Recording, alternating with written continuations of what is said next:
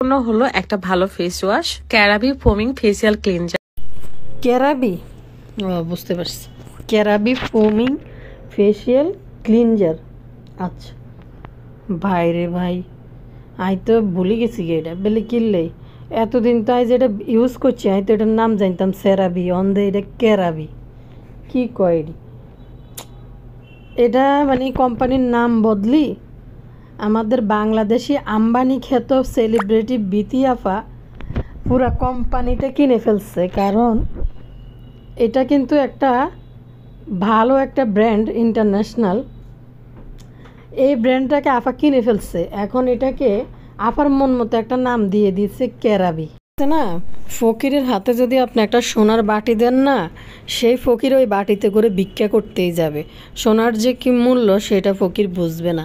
তো আমাদের বিথি আম্বানি যত বড়ই হোক, নিজেকে যত সেলিব্রিটি দাবি করুক, কত বড় মূর্খ, গণ্ড মূর্খ হইলে যে সে সেরাবিরে উচ্চারণ করতেছে ক্যারাবি। আর সবচেয়ে বড় ব্যাপার হচ্ছে সে একটা প্রোডাক্ট প্রমোট করতে আসছে, এবং এই সমস্ত ঘু মার্কা আম্বানিদেরকে দিয়ে যখন প্রমোট করে, এসব ঘু টাইপের মহিলা, অশিক্ষিত মূর্খ এবং ছোট লোক থেকে উঠে আসা মহিলারা, তারা এই প্রোডাক্ট সম্বন্ধে জানেই না। বরং সে এই প্রোডাক্টটা সে এটার সম্বন্ধে তার কোনো ধারণা নাই, এটার নামও জানে না।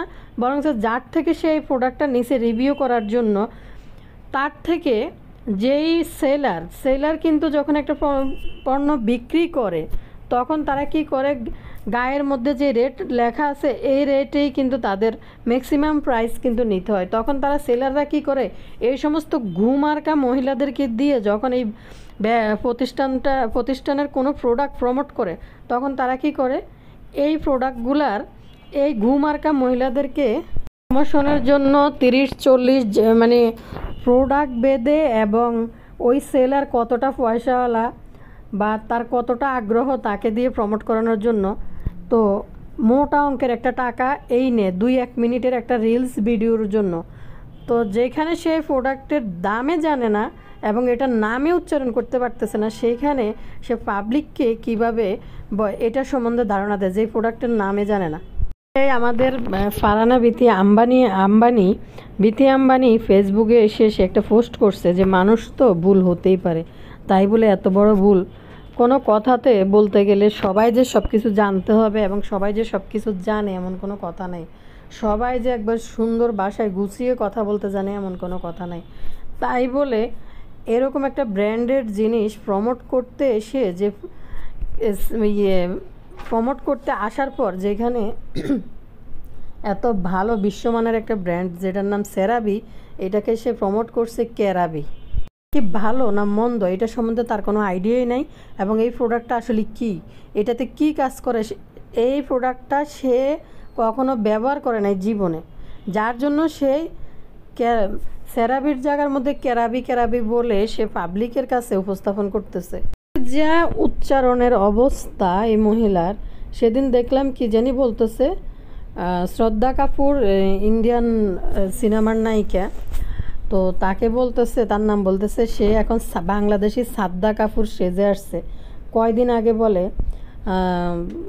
আগে বলে যে বাংলাদেশি শ্রদ্ধা কাপুর সেজে আসছে। আবার এই প্রোডাক্টটা সম্বন্ধে সে কত বড় মূর্খ, সেই প্রোডাক্ট সম্বন্ধে এই ধরনের কথা বলে আবার সে বলতে আসছে যেহেতু মানুষ সেহেতু ভুল হতেই পারে, তো এইটা নিয়ে মানুষ এত কথা বলার কি আছে। ভাই, এই মহিলার লজ্জা কি একটু করে না?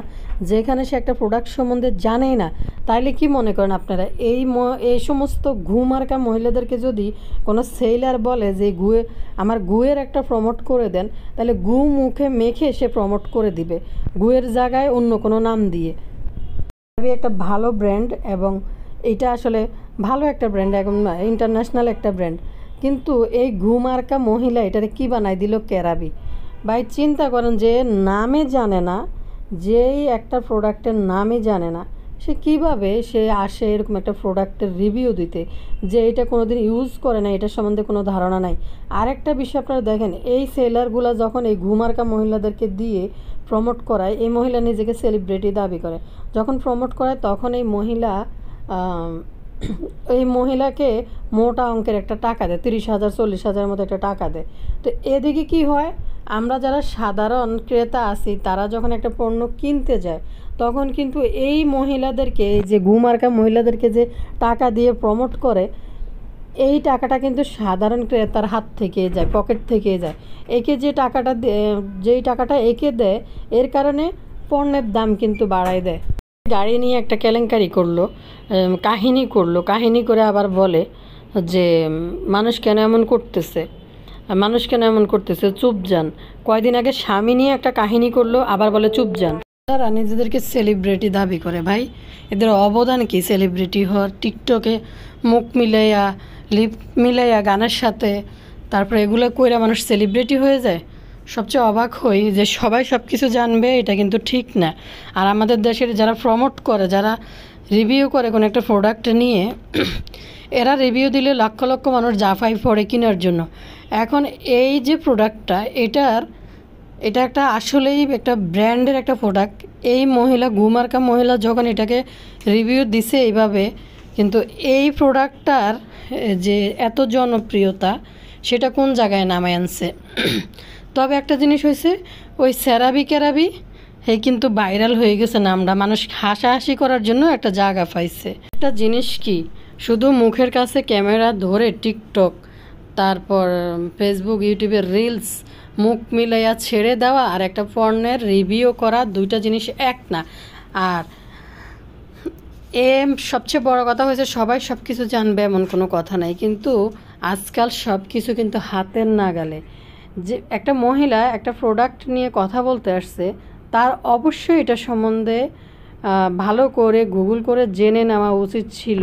এটা না যাই না বাপের বাড়িতে ওই যে মুরগিওয়ালা ঘরের সামনে এসে মুখ ধুইয়া তারপর সে মহিলা ক্যারাবির দিতেছে। কি একটা অবস্থা! যখন কোনো পণ্য প্রচার করে, প্রমোট করে, তখন কিন্তু এটার নাম, গুণ, ব্যবহার বিধি, সঠিক রূপ জানাটা অবশ্যই দরকার।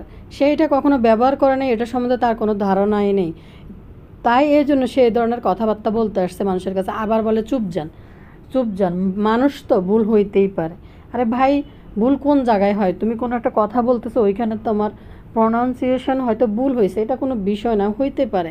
কিন্তু যখন তুমি এরকম একটা ব্র্যান্ডের জিনিস প্রমোট করতে আসবা, তোমার অবশ্যই এটা সম্বন্ধে ধারণা নেওয়া উচিত।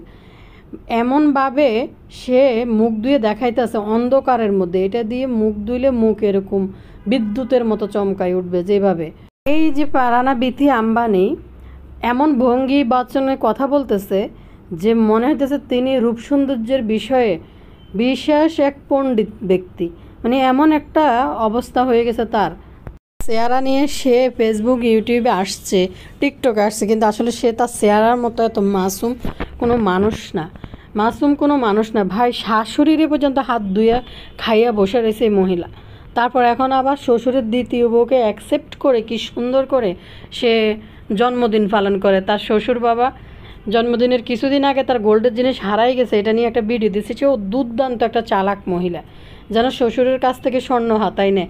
আরেকটা বিষয় হয়েছে, এই ফারহানা বিথি তার শ্বশুর বাড়িতে আসছে না, এখন তার শাশুড়ি কিন্তু নাই, শ্বশুর আবার বিয়ে করছে। তো এই ফারহানা বিথি তাকে এত সাপোর্ট করার পিছনে হয়েছে, তার শাশুড়ি থাকলে তার ক্ষমতা এতটা সে ওই বাসায় হয়তো ফলাইতে পারতো না, জাহির করতে পারতো না। শাশুড়ির একটা হাত থাকতো সব সময়, যার কারণে ফারহানা বিথি নিজে এখন শাশুড়ির ভূমিকা পালন করতেছে। মানে ওই দায়িত্ব, ওই জায়গাটুকু নিয়ে নিছে ফারহানা বিথি। আর এই শ্বশুরবাড়ির যে শাশুড়ি নিয়ে আসছে, প্রতিটা পদে মহিলা বিতর্কিত। প্রথম দিকে মানুষ যতটা সাপোর্ট করছে মহিলাকে, এই মহিলা প্রতিটা পদে মিনিটে এতটাই বিতর্কিত। আর মানে একদম আসলে নিচু জায়গা থেকে উঠে আসছে, তো সে এটা বুঝতে পারতেছে না আসলে এটা পাবলিক প্লেস, এখানে কথা বলতে বুঝে শুনে অবশ্যই বলতে হবে। সেই না বুঝে নিজেকে মহাজ্ঞানী পণ্ডিত মনে করে চলে আসছে ক্যারাবি, রাপাঞ্জেল, রূপাঞ্জেল, তারপরে সাদ্দা কাপুর, কয়দিন পরে সাদ্দা কাপুর সাইজে আসছে। মানে অবাক লাগে। সে কিন্তু প্রচণ্ড পরিমাণে একটা চালাক মহিলা।